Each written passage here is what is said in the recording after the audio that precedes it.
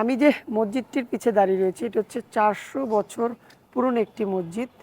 আর এটি হচ্ছে যিনি নির্মাণ করেছেন ঢাকার অভিজাত ধনী ব্যবসায়ী ও বিশিষ্ট সুফি সাধক হজরত হাজী খাজা শাহবাজ রহমতুল্লাহ জীবিত থাকাকালীন এই মসজিদ ও তার পাশে যে মাজার রয়েছে সেটি হচ্ছে 1679 খ্রিস্টাব্দে নির্মাণ করেছিলেন। কথিত আছে এটি জিন মসজিদ নামে পরিচিত।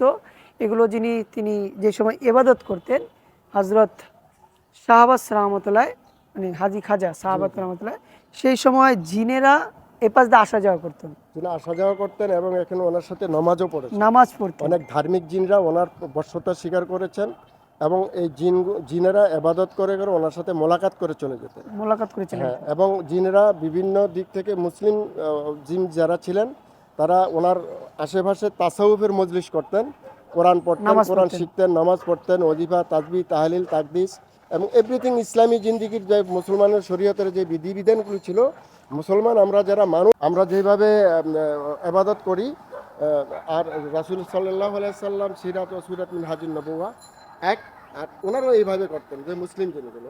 এটা তো 400 বছরের পুরনো, যেটা আপনার 400 বছর একটু কম হবে। হ্যাঁ, হ্যাঁ, এই যে আপনার কারিসাজি যে মসজিদটা অনেক পুরনো, আপনার এই যে যে এটা জিন নির্মাণ করছে, বা এত বড় বড় পাথরগুলো, এটা তো মানুষের সেই আমলে টানা সম্ভব না। এটা ওনারা ওই যে অলৌকিকভাবে করা হয়েছে, আমরা যেটা বলি অলৌকিক।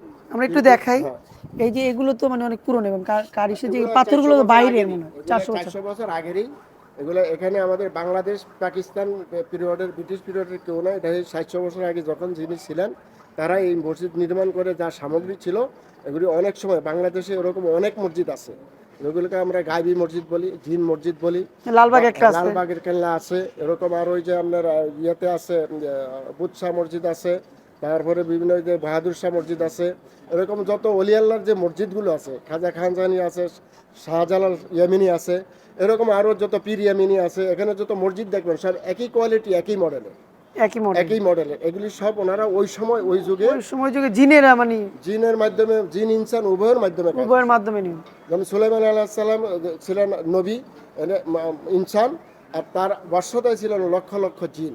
বাইতুল আকসা জেরুজালেম, যেটা নিয়ে এখন দ্বন্দ্ব, আমরা মুসলমানদের প্রথম কিবলা, ওইটা যখন উনি নির্মাণ করছেন ওখানে, তখন লক্ষ লক্ষ জিনরা বিভিন্ন দিক থেকে সামগ্রী কুড়িয়ে নিয়ে তার সামনে স্থাপন করছেন। তিনি ছিলেন সর্দার এবং রাহাবা। তা এরকম এই আমাদের দেশে ভারত, পাকিস্তান, বাংলাদেশে এরকম আরও অনেক মসজিদ আছে। যেমন ভারতে আছে নাখোদা মসজিদ, এরকম আছে হাক্কানি মসজিদ, এরকম অন্যান্য অনেক অনেক প্রতিষ্ঠান মসজিদ আছে যেগুলি প্রাচীন যুগের। সেগুলি আমাদের সাধারণ মানুষ হয়তো যাহার, কিন্তু ওনারাই বেশিরভাগ এটা পরিশ্রম দিয়েছেন বাংলাদেশ। আর এখন আমরা ওনারাও কোরআন পড়েন, ওনারা কোরআনে হাফেজ, ওনাদের ভিতরেও বড় মুফতি মুফাসসির মুহাদ্দিস আছেন, আমাদের ভিতরেও বড় মুফাসসির মুহাদ্দিস। রাসূল সাল্লাল্লাহু আলাইহি যুগে যেই জিনরা সাহাবী জিন ছিলেন, আমাদেরও সেই মুসলমান জিন আমরা যারা ইনসান, আমরা যেন আবু বকর, ওমর, ওসমান রাদিয়াল্লাহু, এরকম আরও অন্যান্য অসংখ্য সাহাবী মানব ছিলেন।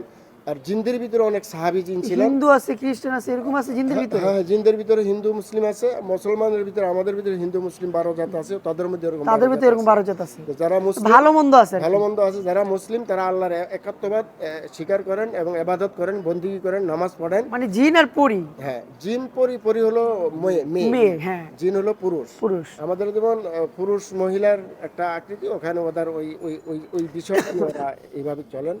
তো এই জন্য আমাদের যে মাওলানা আজান গাছি মানে 400 বছর আগের এটাই দেখলে বোঝা যায় যে এগুলো জিনের তৈরি, এগুলো বড় বড়, এত পাথর টানা সম্ভব না সেই সময়, সে প্রযুক্ত ছিল না।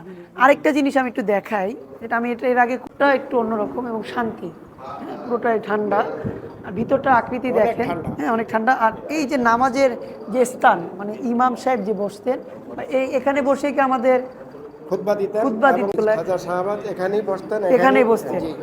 তার পাশে কি জিনেরা মানে নামাজ পড়তেন, ছিল এটা ওনার, মানে আয়তে জিনেরা পড়তেন নামাজ। জিনেরা ইনসান যারা ছিলেন, অনেক জিন ওনার যে গোপন সময় ওসম তার সাথে মোলাকাত করতেন। যেমন সাধারণ মানুষগুলো যখন ওসম তো আসতেন না, হ্যাঁ, সাধারণ মানুষের মধ্যে থাকতেন, ওসম জিন আসতেন না। সাধারণ মানুষ যখন তিনি এখানে যখন সেমিনার করতেন বা মাহফিল করতেন বা তালিম করতেন, তখন জিন ইনসান সবাই একসঙ্গে থাকতেন।